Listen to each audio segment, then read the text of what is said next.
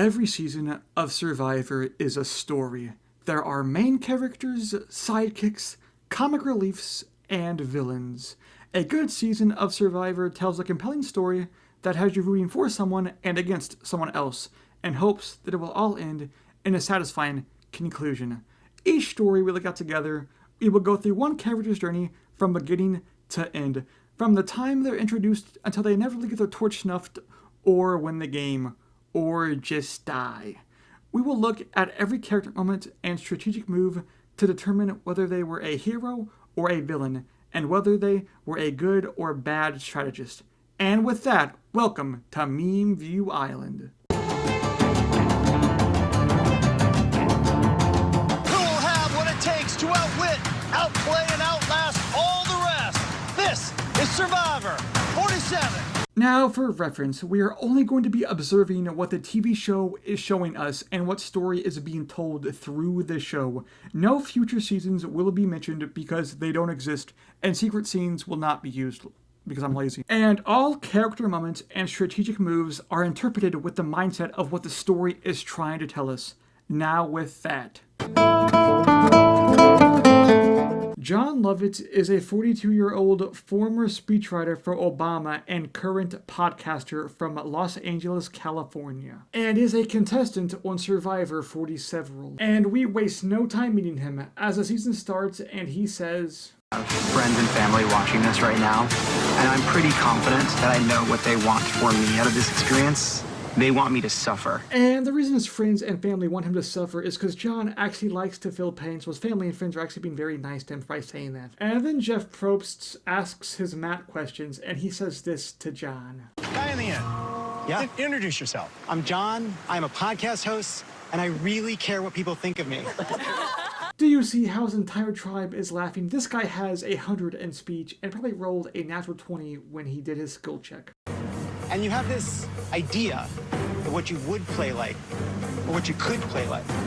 And I think we're all nervous because... Did you hear that? This absolute mastermind just sowed the seed into people's head to make him think that he is nervous, when in fact he is not, and is 100% sure that he's going to win this season. And then we get into the immunity challenge, and Jon absolutely carries his entire challenge on his back and secures the win for his team. W. Jon. And then we head to Jon's tribe, and everyone is thanking Jon for the victory because they know without him they would have lost 100%. No caps. And then Jon says they're going to win every challenge to ever exist in Survivor. We're gonna win this challenge, and every challenge that follows. And then Jon's tribe makes a big mistake in the word of Q the Cutie because they have not listened to Jon's podcast. Pod Save America? I heard the name. Well, have any of you listened to it? I haven't listened to it. And then Johnny Boy says he used to be a speechwriter for Hillary Clinton and Obama. Now, when people ask me what I do, I have to say that I'm a podcast. And then, unfortunately, Jon has like an aneurysm and blurts out a sentence that makes absolutely no sense. Here, I feel a little bit like the dog that caught the car. And then Jon bonds with Andy because Andy is bi and he's gay, so they're like the same person. And then Andy and Jon show this log who's boss. And then Jon says he's scared of Annika because she's an insane person and keeps talking about gooey coconuts. Has like this fluffy, foamy... And then Jon's tribe makes another big mistake and asks Jon if he knows what Vine is. This guy literally invented Vine, bruh. We all know that reference. Do you know that one? Okay. I'm not that old. And then Jon says he's realizing that he's not just playing with a group of people, he's playing with a group of morons. All the boomers are like, we gotta ban TikTok.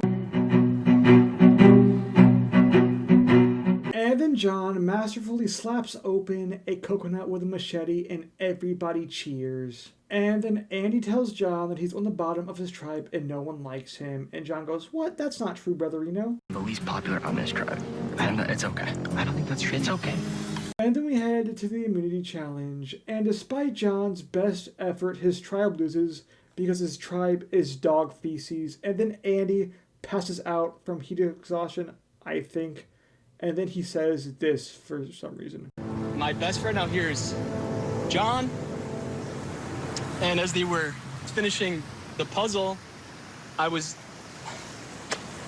thinking I was gonna throw him under the bus to try to stay. Big mistake, bucko. Jon should strangle you with his own two bare hands right now just for saying such a preposterous statement. And then we head back to Jon's camp, and even though Andy the Awful threw him under the bus, Jon is such a good guy that he wants to work with Andy still, and is proposing they vote out Annika to Sam. And Sam Raimi says this. And Andy expect me to throw a vote on Annika tonight. Love you, Jon, but I'm not doing that. I'm starting to think Jon is playing... Uh-oh, Sam is a little dork dweeb trying to get out Jon.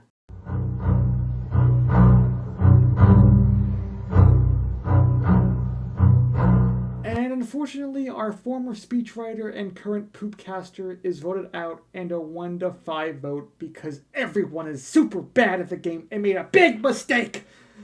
Well, anyways, guys, that's going to be the end of this video. If you guys did enjoy, make sure to hit that like button and subscribe, and I will see you all in the next video. Bye. Hey everybody, this is Bruce here for Season 45 Survivor. Now, I, Bruce, the greatest Survivor player to ever exist, demand that all of you subscribe to Meme View. That's M-E-M-E, View, and hit the like button. Or, if you don't, you end up like me on Season 44. Alright? You don't want that, do you? Peace!